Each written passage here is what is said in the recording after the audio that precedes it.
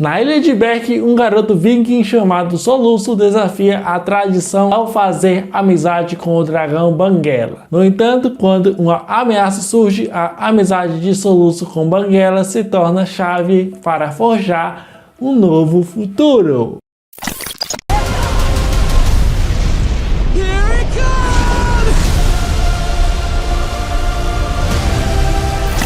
Olá Brasil, olá tomadores de dragões, olá podcast, eu me chamo João Vitor Silva e aqui você encontra tudo sobre filmes, séries, desenhos e músicas. Mexer com clássicos é sempre um risco e hoje a pergunta é simples, mas poderosa. O live action de Como Treinar Seu Dragão é uma carta de amor para quem cresceu apaixonado por Berk ou só mais um daqueles filmes que fazem a gente perguntar: por que Hollywood? Eu fui assistir a esse novo filme e te garanto, tem coisa para elogiar, tem coisa para questionar e tem coisa que sinceramente me deixou de queixo caído. Então, primeiramente, se acomode no seu sofá, monte no seu dragão de preferência e vamos lá, porque depois da vinheta nós conversamos sobre o live action de Como Treinar o Seu Dragão.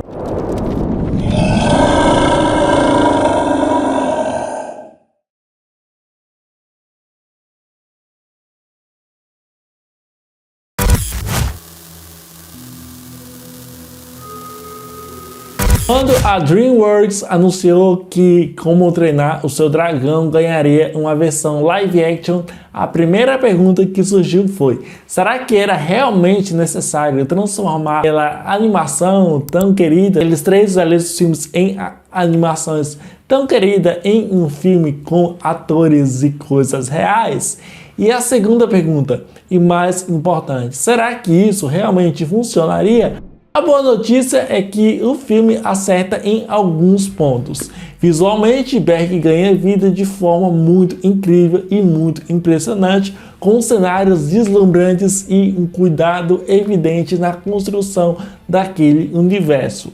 Os dragões, especialmente o Banguela, são absolutamente carismáticos e muito bem realizados. Inclusive, o CGI aqui nesse projeto é sem dúvidas os maiores acertos da produção. Por outro lado, o filme esbarra naquele velho problema das adaptações. Nem tudo que funciona nas animações, nos desenhos, funciona aqui em live action, coisa que eu vou desenvolver ao decorrer dessa resenha.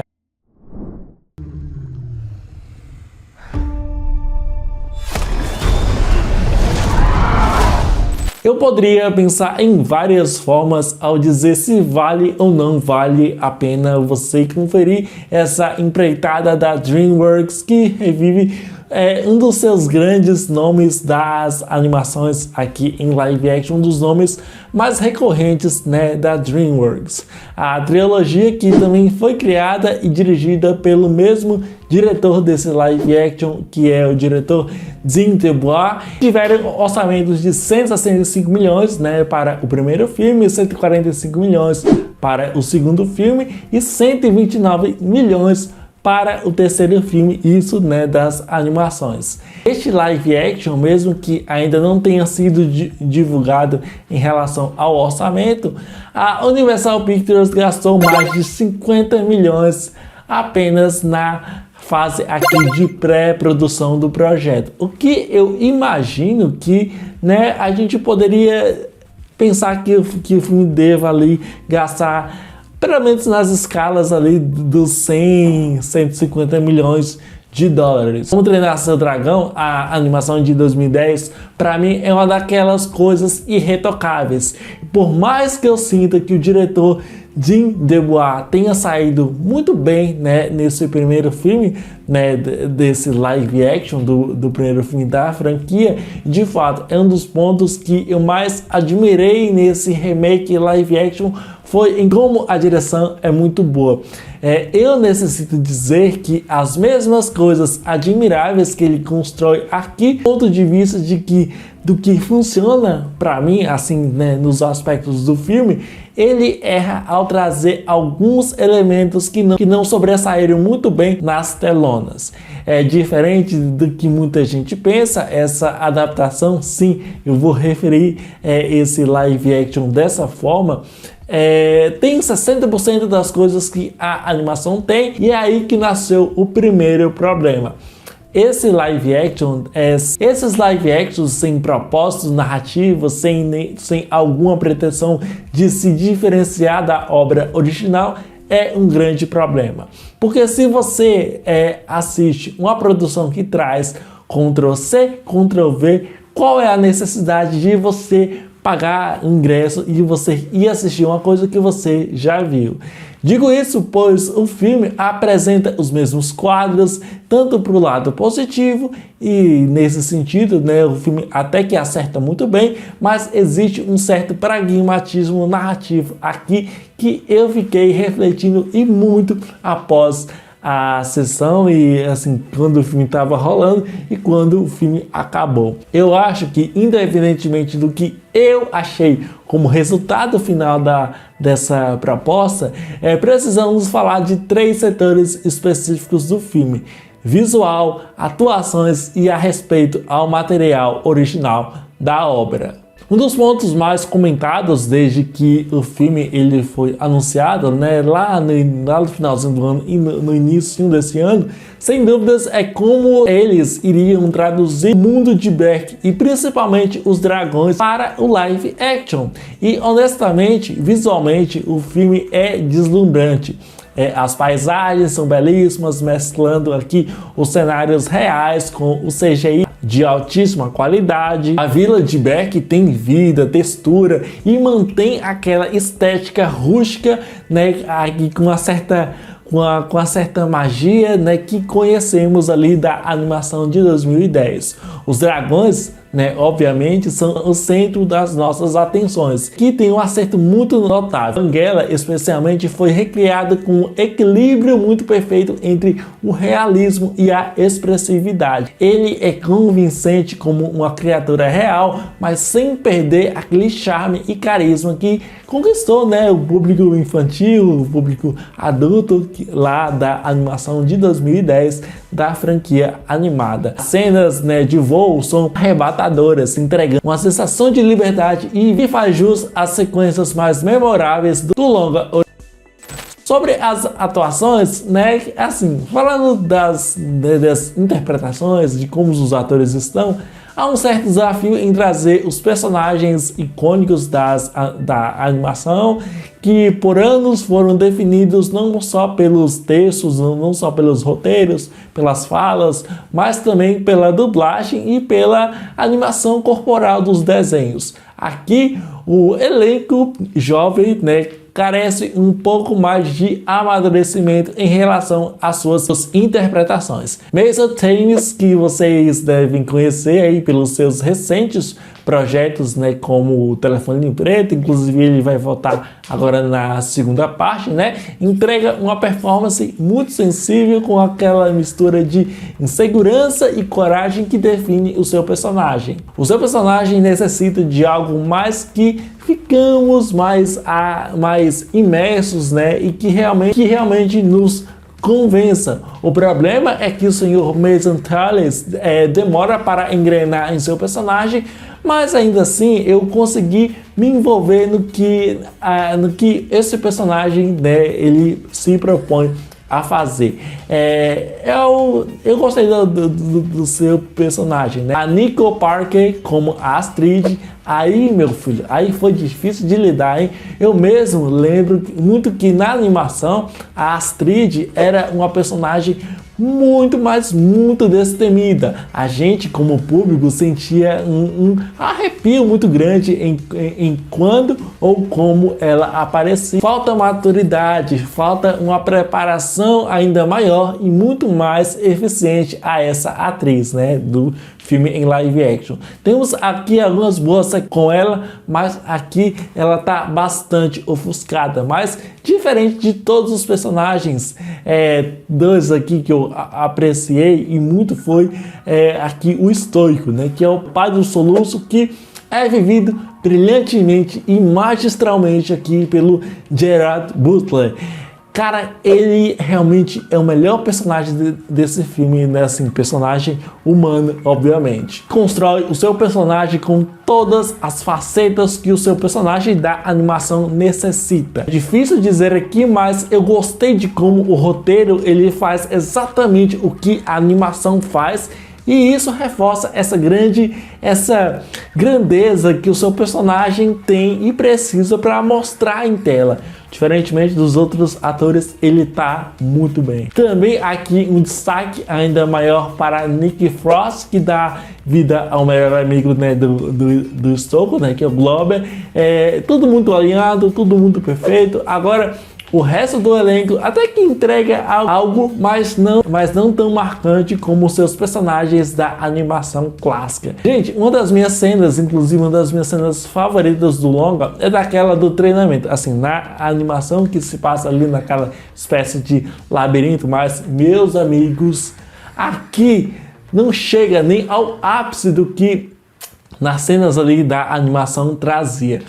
Mas e aí, Jota? O filme respeita o material original da animação? Esse talvez seja um dos pontos que mais gera ansiedade aos fãs. Felizmente, é onde o filme acerta com bastante respeito. A essência da história continua lá, né? Um garoto que desafia as tradições da própria cultura para construir uma ponte entre humanos e dragões. E claro, se você viu a animação, é exatamente isso que você vai encontrar aqui. Elas estão presentes, alguns diálogos são praticamente transpostos da animação, né? E a trilha sonora que já fazia parte da memória afetiva de muitos dos fãs é usada aqui de uma forma ainda mais inteligente, evocando nostalgia sem depender exclusivamente dela. Ela tá lá, mas não necessita, né, dela aqui para que o filme se construa, né?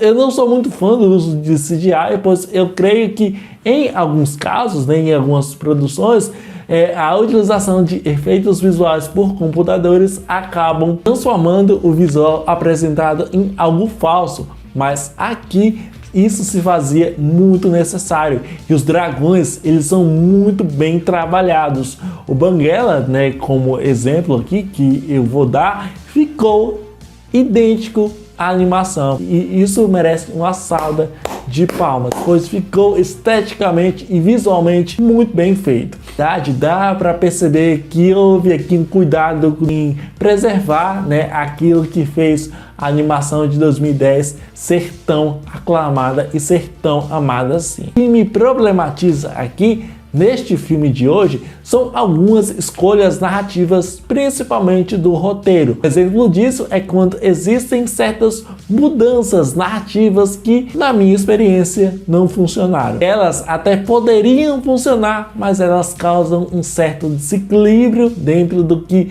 esta proposta ela pedia para acontecer. Você até quer se sentir envolvido, mas o roteiro necessita ser muito mais maduro. Ele precisa ser muito mais maduro para se desenvolver mais aqui. E olha, Como Treinar Seu Dragão tem aqui um orçamento de, como eu falei, até então, né, 53 milhões de dólares. Eu ainda não sei o valor total, mas é um valor esse tipo de filme. Eu acho que pro que eu assisti, esse dinheiro foi muito bem visto. Os dragões dos treinamentos, por exemplo, a cena quando o Banguela, o Soluço e a Astrid entram ali nos ninhos dos dragões, e na batalha, né, final, que tudo é muito bem construído e vemos aqui os efeitos visuais feitos com muito amor e muita dedicação. E isso é invejável. Eles conseguem e conseguiram entregar isso de uma forma muito genial, deslumbrante e esteticamente, visualmente bem feita, hein? Olha, eles estão de parabéns. Além dos aspectos mais evidentes, né, esteticamente e visualmente, as atuações e a respeito ao material original, existem outros elementos que merecem ser destacados quando falamos desse live action aqui de Como Treinar o Seu Dragão. Um deles eu até comentei aqui mais brevemente, que é a trilha sonora e o design de som. A boa notícia é que a trilha sonora, né, a trilha clássica ali da animação, retorna aqui com o compositor John Powell, que ele retorna aqui remodelando e adaptando esse tom mais realista da animação, sem perder aquele sentimento épico e emocional que marcou, né, a animação de 2010. Ele traz isso de volta duas vezes, muito mais orquestrada, muito mais interessante. A trilha tem aquele poder de nos jogar de volta para a memória afetiva, né, da animação, uma nostalgia muito bem feita, mas também apresenta arranjos novos que combinam muito bem com a proposta deste live action. Ainda falando aqui sobre os atores, eu gostei demais do desenvolvimento de personagens do Stoico com o Soluço. Eu até achei que isso iria ficar meio jogado, mas ficou muito bom. As relações deles ganham mais camadas, né, com diálogos muito mais densos que refletem não só o conflito geracional, mas também um embate entre a tradição e as mudanças, né? A forma como os diálogos são bem construídos e bem feitos é outro feito da produção. Funciona que é uma beleza. Falando aqui das cenas de ação e da direção, algo que se elogiar um belíssimo trabalho que foi feito aqui neste filme.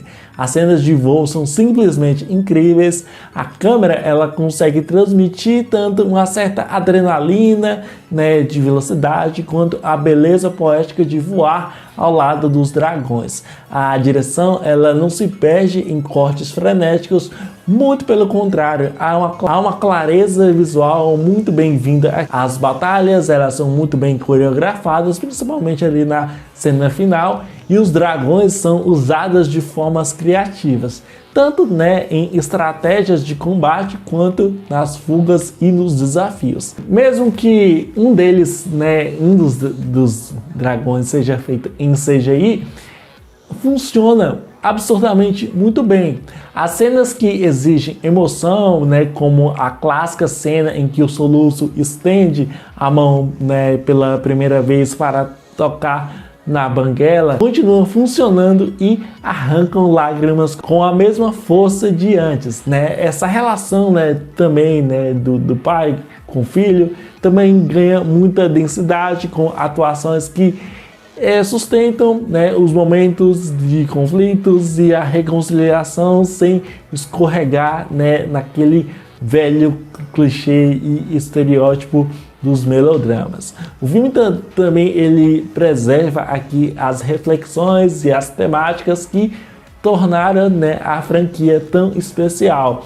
A mensagem sobre quebrar ciclos de violência, estender e respeitar o diferente, e sobre como a coragem nem sempre significa força física, mas sim empatia e compreensão. Ela permanece muito viva nesse live action. No live action, essas mensagens até ganham mais peso, porque quando você vê tudo aquilo sendo representado por pessoas reais e criaturas que parecem palpáveis, né, o impacto emocional ele vem muito forte. E também pode ser a nostalgia, mas eu acho que é muito mais o trabalho que tem muita paixão aqui, né, nos seus realizadores. Ainda que eu prefira a animação, eu reconheço os pontos positivos, né, desse live action. Visualmente é um filme deslumbrante, as ideias até bem compostas e bem construídas, mas que falha em alguns temas e, claro, né, algumas atuações estão fora de tom aqui. Não que isso, né, atrapalhe a experiência, mas eles estão aqui, né, esses pontos que eu queria compartilhar com vocês, mas que na animação é muito melhor, né? Uma dica que eu vou dar aqui para os atores desse filme é de sentirem os seus personagens, estudarem um pouco mais sobre eles e evitarem tantas caretas e superficialidades em seus personagens, porque principalmente, né, tem ali um tal personagem desse filme que tentou copiar todos os trejeitos do seu personagem, né, da animação, que muito superficial, ficou muito forçado, parece uma coisa que você não veria um ator mediano fazendo, ficou algo muito que não funcionou para mim. Bom, eu creio que esse primeiro filme da franquia, ele deu certo. Eu particularmente me emocionei e gostei bastante. Eu saí muito emocionado no que eu vi, mas eu tive ressalvas que poderiam ser melhoradas ali, principalmente nos próximos filmes. Mas que longe de ser um filme ruim, não, muito pelo contrário, eu adorei o filme, mas eu espero que eles corrijam, né, os erros aqui que tem nesse filme, né, nesse primeiro filme da saga. Então, eu fecho aqui Como Treinar Seu Dragão, live action de 2025 com a nota 6.8. É isso, esse foi o meu voo, melhor, a minha crítica sobre esse live action de Como Treinar o Seu Dragão. Agora eu vou querer saber de você. O que você achou sobre esse live action? Já assistiu? Não assistiu? Pretende assistir? Deixe aqui nos comentários a sua opinião sobre o filme, caso você já tenha assistido, obviamente. E é isso aí. Muito obrigado. Até a próxima J Críticas. Valeu. E até a próxima.